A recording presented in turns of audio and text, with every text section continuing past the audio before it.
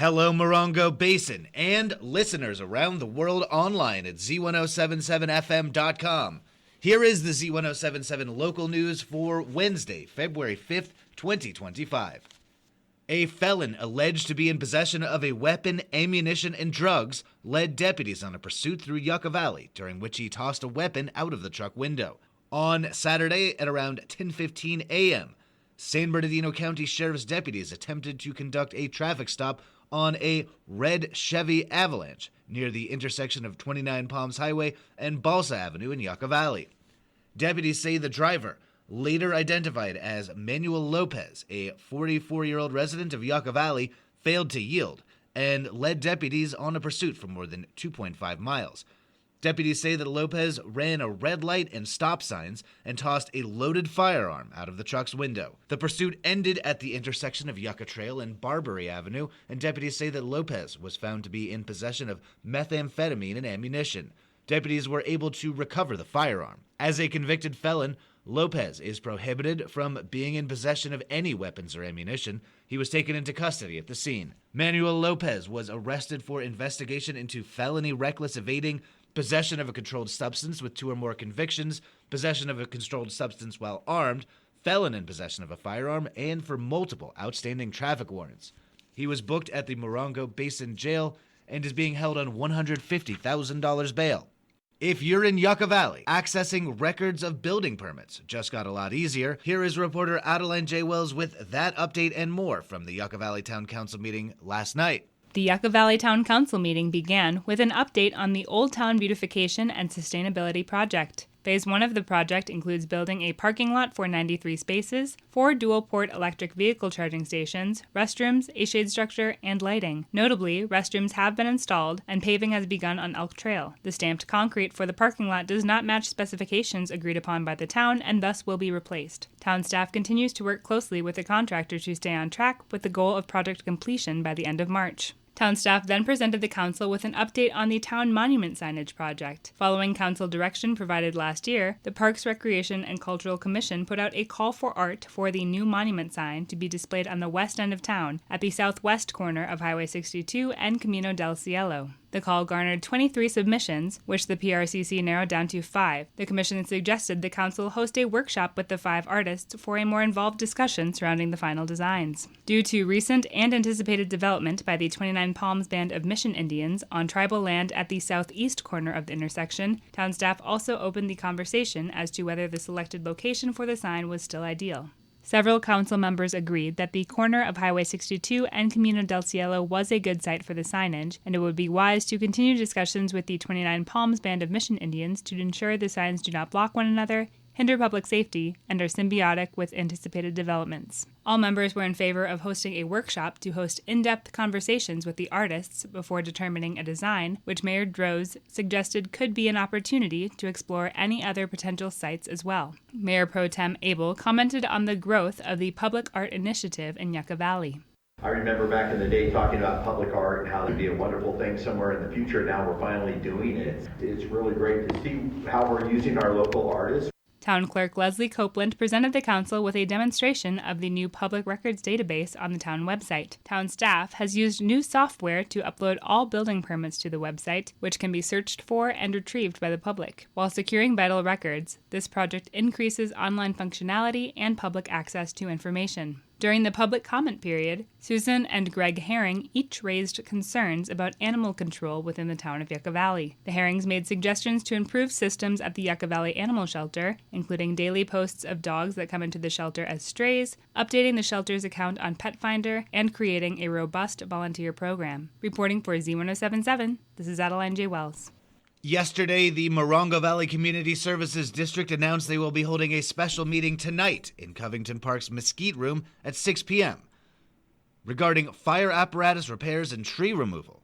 Reporter Gabriel Hart has a look at the meeting's agenda. It is recommended that the Board of Directors discuss, review, and approve repairs for the Fire Department's Medic Engine 461, not to exceed $15,000, as discussed during the regular board meeting of January 15, 2025. Another request to authorize the diagnostic and repair for Water Tender 461, and it's recommended that the board discuss, review, and approve repairs not to exceed $1,000.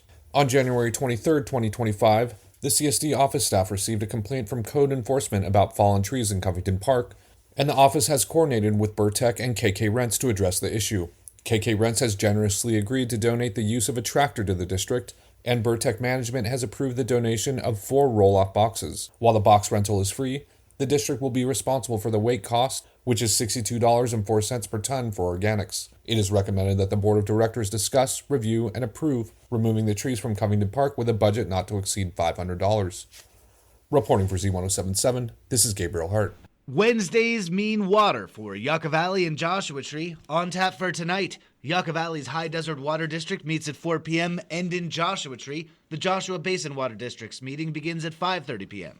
Here's reporter Mike Lipsitz with your Wednesday Water Roundup. Directors at the High Desert Water District will consider a lobbying effort to expedite Phase 2 of the sewer project permitting and engagement with state agencies. The need is considered immediate given the funding deadlines to complete the project. Today's meeting takes place at the district office on the highway at Elk Trail. And down the highway in Joshua Tree, the Joshua Basin Water District will consider 2 candidates to serve on the agency's Citizens Advisory Council. They are Crystal Wysong and Glenn Harris. Tonight's meeting takes place at the district office on Choita Road in Joshua Tree. See this story at Z107.7fm.com for links to both agendas, which include instructions for remote attendance. Reporting for Z107.7 News, this is Mike Lipsitz. Way back in the corn, between the night and the morn, something died, something born in the corn. That's the sound of Local Act, Tumbleweed Time Machine. They'll be performing at the 29 Palms Art Gallery's fundraising gala, and there are only a few days left to snag tickets to the event. Held on February 15th at 5 p.m. at Founders Hall, the 29 Palms Art Gallery promises a lively evening with music, dancing, delicious food, and exciting fundraising opportunities to support much-needed repairs to their historic adobe building and renovations to the stage and patio areas. Guests will enjoy catering by Mindtree Smokery, a silent auction, and a raffle featuring fantastic items generously donated by local businesses.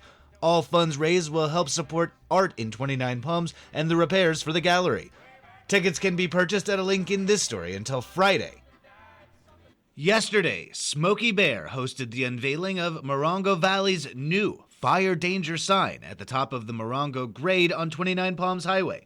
Reporter Gabriel Hart was in attendance, and today he explains why this visual reminder is so important when entering Morongo Valley. Comprised of the Morongo Valley Fire Department crew, MVCSD Financial Director Johnny Tolbert, and members of the Desert Region Fire Safe staff, a small parade of community members walked along the highway to meet Smokey Bear at the blue cloth-veiled sign. Once 12 noon struck, Smokey and Fire Chief Ryan McKecken uncovered the new sign, complete with color coding for varying degrees of fire danger, which was at yellow for high risk due to heavy winds and dry vegetation. Strategically positioned at the entrance to the Morongo Basin, a corridor traveled by thousands of residents and tourists en route to Joshua Tree, the sign bears Smokey's unmistakable message: only you can prevent wildfires. Its presence is far more than symbolic. It's a community-driven effort to raise awareness of fire risk in one of California's most fire-prone regions. Desert Region Fire Safe commissioned and installed the sign, and it will be maintained in collaboration with the Morongo Valley Community Services District and Fire Department, ensuring that the fire danger level displayed is always current. Desert Region Fire Safe Director of Wildfire Mitigation and Resilience, Justin Marino, said, "The Smokey Bear fire danger sign isn't just some roadside marker. It's a reality check. Every driver who passes it enters a place where one careless move can change everything. In the desert, fire doesn't just spread, it races. Dry brush, high winds, rugged terrain turns small sparks into fast-moving threats in no time. This message isn't just for folks heading to Joshua Tree. It's for all of us who live, work, and call the basin home." Chief McKeon of the Morongo Valley Fire Department has been a standout advocate for fire safety, and we're proud to have Morongo Valley, the gatekeeper to the basin, as a key player in the fire safe movement. For more information how to keep your neighborhood fire-wise, please visit desertfire.org. Reporting for Z107.7, this is Gabriel Hart. If you or someone you know is going hungry, free food will be given away today in Yucca Valley. There will be a USDA-sponsored food distribution at Pacific Clinics located at 58457 29 Palms Highway, Suite 102B in Yucca Valley from 3 p.m. to 4 p.m. The Yucca Valley High School Lady Trojan basketball team faced the 29 Palms High School Lady Cats basketball team in a game Tuesday. The Lady Cats took the win with a final score of 45-30. It was the final game of the season for the Lady Trojans, who finished the season with a 4-5 Desert Valley League record and a 10-14 overall record. And finally, the soccer teams from Yucca Valley High School and 29 Palms High School faced off Tuesday in junior varsity. The Trojans bested the Wildcats 3-1. In the varsity matchup, Yucca Valley shut out 29 Palms with a final score of 5-0. That's our local news. Hear local news 7 times a day, 7 days a week at 7, 8, 9, noon, 4, 5, and 6. If you hear about news happening, let us know. Email us at tips@z1077fm.com. Reporting for the Morongo Basin News Leader, the award-winning Z107.7 Local News, I'm News Director Jeff Harmatz.